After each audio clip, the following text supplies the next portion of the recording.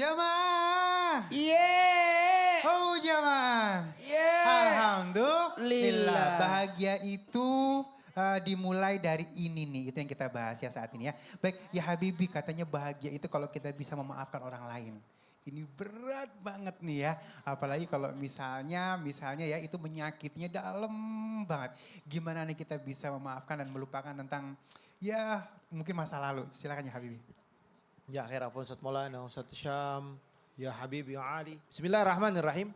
Allahumma salli ala sina Muhammad wa ala ali sina Muhammad. Ingat, siapa orang yang dicaci, dimaki, dihina, ataupun dikucilkan, diribahin, diadu domba, ataupun pernah dimaki-maki oleh atasannya walaupun gak bersalah, pasti menimbulkan sakit hati. Ketika seorang tidak memiliki salah, dia diomelin ataupun dia dicaci, dihinakan, direndahkan dan bahkan dianggap orang itu nggak ada, nothing, ya kan kalau bahasa Ustadz Maulananya, maka dia akan sakit hati. Padahal dia sudah melakukan hal tersebut dengan jerih payahnya, dengan usahanya dan lain sebagainya. Oleh karena itu, siapapun hamba yang pernah disakiti oleh siapapun pasti akan menimbulkan bekas luka dalam dirinya. Apalagi perempuan. Kalau bahasa Ustadz Maulana, perempuan ini ahli sejarah. Suaminya salah satu, ya kan salah satu, kebaikannya 100, yang diingat salahnya 1. Kebaikannya dilupakan. Apalagi timbul masalah yang kedua, ya kan masalah satunya dibahas lagi sampai habis, kebaikannya 200 pun hilang. Timbul masalah baru lagi. Masalah yang pertama, kedua, ketiga dibahas lagi, diulangin lagi. Nggak akan ada hentinya. Yang ada apa? Yang ada hanya sebuah keributan. Ini adalah gangguan syaitan. Sehingga Nabi Muhammad SAW melihat seorang sahabat dan dikatakan sahabat tersebut adalah ahlu surga. Sahabat tersebut adalah ahlu surganya Allah Subhanahu Wa Taala. Amalannya biasa-biasa aja. Bahkan Abdullah bin Amr bahwasanya pernah berada di tempatnya atau berada di kediamannya. Melihatnya dengan biasa saja. Sangat biasa. Sehingga apa? Sehingga perbuatan yang dilakukannya sama seperti sahabat-sahabat yang lain. Bahkan lebih banyak sahabat yang lain amal ibadahnya. Sholat malamnya cuma sebentar. Baca Qurannya cuma sebaris 2 baris atau selembar 2 lembar. Maka amalan tersebut yang dimilikinya berbeda dengan amalan sahabat-sahabat yang lain. Dia mempunyai kelebihan yang khusus. Yang dikatakan bahwasanya dia adalah ahlu surganya Allah Subhanahu Wa Ta'ala. Apa amalannya? Amalannya adalah dia selalu memaafkan siapapun yang berbuat salah kepadanya. Dia selalu ikhlaskan siapapun yang pernah ghibahin, namimahin, adu domba, ngomongin, jelekin. Bahkan orang yang zolimin dia pun dimaafkan. Setiap harinya selalu memaafkan orang lain. Dan tidak punya dendam dengan siapapun. Yakin bahwasanya Allah Subhanahu Wa Ta'ala sebagai Tuhannya dan akan kembali kepada Allah. Hidup di dunia ini hablum minannasnya dia harus baik. Berakhlakul karimah baik. Sehingga apa? Faman afa wa aslaha fajruhu 'ala Allah. Siapa orang yang berbuat baik, memaafkan kesalahan orang lain, mengikhlaskan kesalahan orang lain, maka kata Allah apa? Ganjarannya surganya Allah Subhanahu Wa Ta'ala. Oleh karena itu, kita sebagai hambanya Allah, sebagai umatnya Nabi Muhammad SAW, ikhlaskan siapapun yang berbuat salah kepada kita. Biar Allah yang balas. Oh, kalau Allah yang balas udah serem tuh kalimatnya. Karena apa? Kalau manusia balas cuma segitu. Tapi kalau Allah yang balas itu sangat-sangat syadid. Karena apa? Allah biahkamil hakimin. Allah adalah hakim yang paling adil. Sehingga apa? Sehingga apapun yang dilakukan oleh hamba, fama ya'mal mithqala dzarratin khairan yara wa may ya'mal mithqala dzarratin syarran yara. Setiap apapun kebaikan ataupun keburukan yang dilakukan oleh hamba, maka akan ada namanya perhitungan dari Allah Subhanahu Wa Ta'ala. Baik akan dibalas kebaikan, buruk akan dibalas keburukan. Oleh karena itu mulai hari ini jangan zolimin orang, jangan sakitin orang, jangan hinakan orang lain. Berusaha untuk berbuat baik kepada orang lain.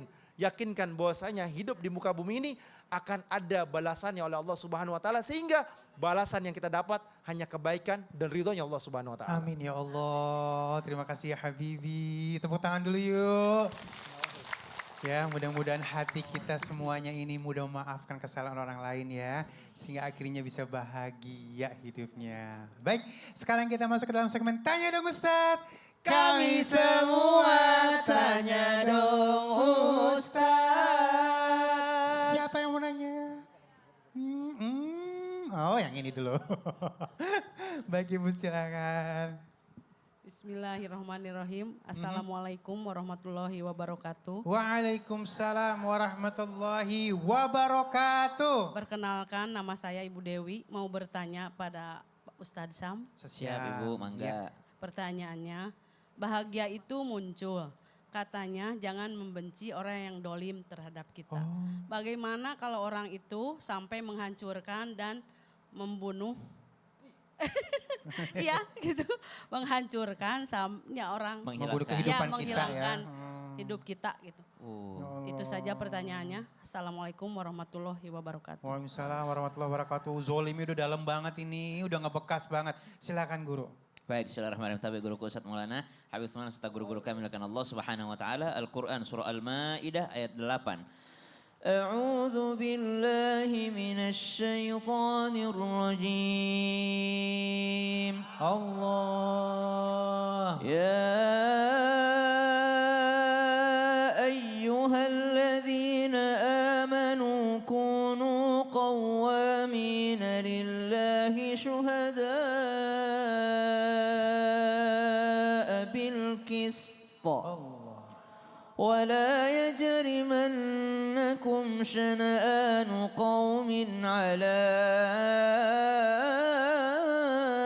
ألا تعدلوا اعدلوا هو أقرب للتقوى. Wahai orang-orang yang beriman, jadilah engkau penegak kebenaran di jalan Allah dengan adil. Lalu Allah katakan, وَلَا يَجْرِمَنَّكُمْ شَنَآنُ قَوْمٍ عَلَىٰ أَلَّا تَعْدِلُوا. Janganlah kebencianmu atas sebuah kaum membuatmu menjadi orang yang tidak adil. Biasanya karena tidak senang, biasanya karena tidak suka sama seseorang, biasanya karena orang itu pernah berbuat kesalahan sebelumnya, akhirnya tidak objektif lagi melihat sebuah keadaan, akhirnya dia tidak adil. Kata Allah, i'dilu, berbuat adillah, huwa aqrabu littaqwa wattaqullah. Berbuat adil itu mendekatkan kepada ketakwaan, lebih dekat kepada ketakwaan, dan bertakwalah kepada Allah. Innallaha khabirum bima ta'malun. Allah itu maha teliti. Artinya apa? Kalau ada yang berbuat zalim, bukan tugas kita untuk membencinya, tapi itu tugasnya Allah. Itu sudah dicatat sama malaikat, sudah sampai kepada Allah Subhanahu wa taala dan sudah diketahui sama Allah Subhanahu wa taala. Yang manusia bisa lihat adalah kulit-kulitnya saja, yang Allah tahu sampai ke dalam-dalamnya. Allah itu maha teliti, enggak mungkin Allah zalim terhadap hambanya. Jadi kalau ada zalim terhadap manusia yang lainnya, maka Allah akan balas kezaliman tersebut. Ingat Bu, bahagia itu kalau sudah tidak ada benci dalam hati. Subhanallah. Ada seorang guru memerintahkan kepada murid-muridnya untuk membawa kentang ke dalam tasnya. Siapa kalian di antara kalian yang tidak suka sama seseorang, bawalah sejumlah kentang di dalam tas kalian. Sampai di kelas dikatakan, bawalah kentang itu berhari-hari sampai kalian maafkan. Kata anak muridnya, saya tidak mampu memaafkan. Kalau begitu bawa terus. Kata muridnya, sampai kapan wahai guru? Sampai kalian bisa memaafkan. Kata anak muridnya, saya tidak bisa ya guru, ini sudah berat, ini kentangnya sudah busuk. Maka dikatakan, begitulah rasa benci dalam hati. Semakin lama kau membawanya, semakin membusukkan hati. Semakin berat beban yang kau rasakan, susah untuk bahagia. Kenapa? Karena masih ada dendam, masih ada benci di dalam hati. Bagaimana kalau orang itu terlampau zalim? Maka ada hukum tersendirinya. Kalau dia zalim, maka ada hukuman dari Allah Subhanahu wa taala di dunia, ada pula hukuman dari Allah Subhanahu wa taala di akhirat, di mana di hari akhir itu tidak ada lagi yang bisa berbohong di hadapan Allah. Al-yauma nakhtimu ala afwahihim. Hari di mana mulut ini dikunci. Kalau di dunia masih bisa bersaksi palsu. Tidak, saya tidak zalim, saya tidak begini, masih bisa bohong. Tapi di akhirat tidak bisa lagi. Kenapa? Wa tukallimuna aidihim, tangan yang pernah zalim terhadap orang lain, tangan yang pernah membunuh orang lain, mengambil nyawa orang lain, tangan yang pernah mengambil hak orang lain, semuanya bersaksi di hadapan Allah. Wa tashhadu arjuluhum bima kanu yaksibun. Saksinya bukan lagi manusia, tapi kakinya sendiri yang bersaksi, sehingga kezaliman itu Allah yang balas. Tapi kalau kita mau bahagia, udah lepaskan aja, let it go, biarin dia pergi, biarin dia lepas supaya beban hati ini hilang dan bisa bahagia. Jadi plong ya. Siap, insya Itu Allah. haknya Allah, kita nggak usah ikut campur di dalam hal itu ya Guru ya. Betul sekali. Baik, terima kasih guruku. Siap. Tepuk tangan dulu. Yuk, oh Masya Allah. Adem kalau gitu ya, adem ya, hati kita bakalan bahagia semuanya insya Allah. Baik, siapa lagi mau nanya? Go, go, go, go, go, go, go, go, go, siapa? Oke. Ibu Masya Allah, cantik banget ibu ini Masya Allah. Silakan. Bismillahirrahmanirrahim. Assalamualaikum warahmatullahi wabarakatuh. Waalaikumsalam warahmatullahi wabarakatuh. Nama saya Nung Nur Samsia dari Majelis Taklim Nurul Huda, Soreang, Bandung. Tepuk tangan dulu yuk. Saya mau tanya pada Habib Usman. Habib Usman, silakan. Boleh Ibu silakan. Emang benar ya kalau kita membahagiakan hati orang lain, hati keluarga, maka nanti Allah akan siapkan seorang secara khusus akan membahagiakan diri kita juga. Apa benar itu Pak Habib Usman? Iya, iya, iya. Benar Ibu. Wassalamualaikum warahmatullahi wabarakatuh. Waalaikumsalam. Warahmatullahi wabarakatuh. Bahagiain keluarga nanti Kan udah bener. akan bahagia kita. Kalau udah benar udah dong berarti. Jangan dong. Pendek banget jawabannya. Silakan ya Habibi. Ustaz Maulana, Ustaz Syam. Bismillahirrahmanirrahim. Allahumma salli ala sayyidina Muhammad wa ala ali sayyidina Muhammad. Dikatakan di dalam hadisnya baginda Nabi Muhammad sallallahu alaihi wasallam dipersingkat dan dipadatkan. Maknanya apa? Siapa orang yang bersedekah kepada keluarganya, agrobin. Sedekah terhadap orang terdekatnya atau membahagiakan. Sedekah itu banyak, bukan hanya dengan harta, tapi dengan perbuatan, perilaku, senyum aja sedekah. Senyum aja sedekah. Maka tentunya ketika engkau membahagiakan keluargamu, maka engkau akan dibahagiakan oleh Allah terhadap manusia yang lain yang akan membahagiakanmu. Sehingga apa? Kehidupan yang kau lakukan mendapatkan sebuah kebaikan. Sehingga Nabi Muhammad SAW diutus oleh Allah Subhanahu Wa Taala, buistu diutamima makarimal akhlak, untuk menyempurnakan akhlak. Ketika akhlak kamu baik, berarti akhlak kepada siapa? Hablum minan nas. Akhlak kepada manusia yang lain kamu bagus, maka engkau akan mendapatkan perlakuan baik kepada manusia-manusia yang lain. Ketika engkau memiliki akhlakul gawiyah, akhlak yang buruk, akhlak yang tidak baik, akhlak yang maaf boleh jadi tingkah lakunya, perbuatannya, melakukan perbuatan yang tidak baik atau songong, maka sehingga engkau apa? Engkau akan diperlakukan tidak baik oleh manusia-manusia yang lain. Ketika akhlak kamu akhlak yang bagus, akhlak yang luar biasa Masya Allah, sehingga engkau akan disenangi waktu masih kecilnya dan bahkan disenangi Isa mahbuban fi kibarih pada waktu besarnya. Oleh karena itu, ketika seorang hamba berusaha untuk mendekatkan diri kepada Allah Subhanahu wa taala, menjadi hamba Allah yang menggunakan hati dan jiwanya memiliki hablum minan nas yang bagus, hablum minan nas yang baik, maka sehingga Allah menggerakkan hati manusia. Ingat, Allah lah yang menggerakkan hati manusia untuk berbuat baik kepada kalian. Berbuat baik dulu. Jangan menjadi jahat karena orang jahat. Ini kalimat yang menarik nih. Jangan menjadi jahat karena orang jahat. Ada orang yang menzolimi kita. Ada orang yang menghinakan kita. Ada orang yang memusuhi kita. Ada orang yang boleh jadi suka ngomongin kita. Jangan kita memperlakukan buruk kepada orang tersebut. Udah gak apa-apa, itu emang sifatnya dia. Emang dia lagi kebawa oleh syaitan. Mungkin dia diganggu oleh syaitan. Atau mungkin dia, ya mungkin dia itu, seperti itu. Ya kan, dia bukan setan, dia manusia. Tapi mungkin boleh jadi perilakunya seperti syaitan, gak apa-apa. Biarkan. Ya kan. Maka ikhlaskan apa yang terjadi. Ya Allah, dengan kezaliman yang dia lakukan kepada saya, dengan gibah yang dilakukan kepada saya, ataupun fitnah yang dilakukan kepada saya, maka ya Allah kabulkanlah doa hamba ya Allah. Ganti dengan doa. Jangan menjadi jahat, jangan jahatin lagi. Jangan menjadi jahat karena mereka, karena orang jahat itu. Tapi menjadi baiklah kalian terhadap apa? Terhadap orang jahat. Sehingga dia akan menyesal di kemudian hari. Dia akan melihat di kemudian hari. Dia akan tersentuh dengan akhlak kita, perbuatan kita. Itulah dakwahnya Nabi Muhammad SAW. Rasulullah tidak pernah berlaku jahat kepada orang yang menjahatinya, orang yang menzoliminya. Ketika urusannya itu pribadinya, maka Rasulullah berusaha untuk tenang, sabar. Mau dicaci, dimaki, dihina, disambitin, ditimpukin, di Taif, Rasulullah disambitin sampai berdarah kakinya. Malaikat turun ingin apa? Ingin menembalikan gunung tersebut atau bukit tersebut atau tempat tersebut. Maka apa kata Rasulullah? Sungguhnya mereka nggak tahu. Mereka nggak tahu.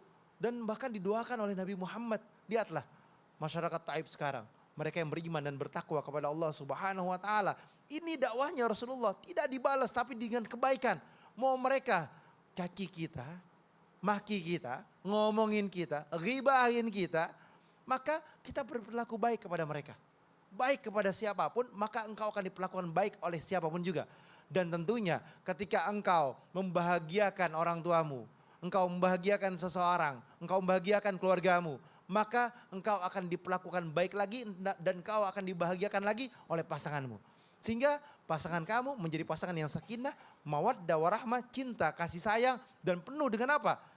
Penuh dengan kenikmatan dari Allah Subhanahu wa taala karena perilaku baik yang telah kita lakukan. Amin ya rabbal Alamin. Terima kasih ya Habibi. Baik, alhamdulillah alamin. Mungkin ada kesimpulan untuk hari ini. Silakan Guru Ustadz Maulana. Baik, bismillahirrahmanirrahim. Kesimpulan dari tema kita hari ini, bahagia itu dimulai dari ini. Ketahuilah kebahagiaan itu memiliki dasar. Dasar kebahagiaan itu adalah beriman kepada Allah.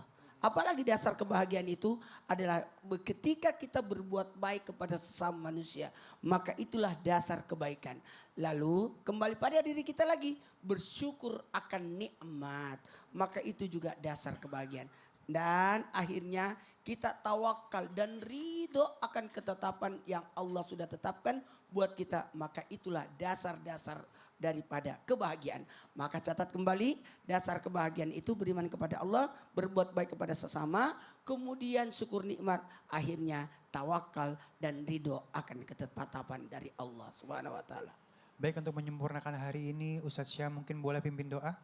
الحمد لله رب العالمين اللهم صل على سيدنا محمد النبي الأمي وعلى آله وصحبه وسلم ربنا تقبل منا إنك أنت السميع العليم يا الله tiada lah yang lebih membahagiakan kami kecuali Engkau terima seluruh amal ibadah kami ya Allah wa tub alaina innaka antat tawwabur rahim. Betapa bahagianya kami jikalau Engkau ampuni seluruh dosa kami ya Allah sebelum berjumpa denganmu ya Allah. Allahumma barik lana fi Rajab wa Sya'ban wa ballighna Ramadan. Panjangkan umur kami berjumpa dengan bulan suci Ramadan bisihhati wa afiyati wa rizqi wasi'ah wa sallallahu ala sayyidina Muhammadin walhamdulillahi rabbil alamin.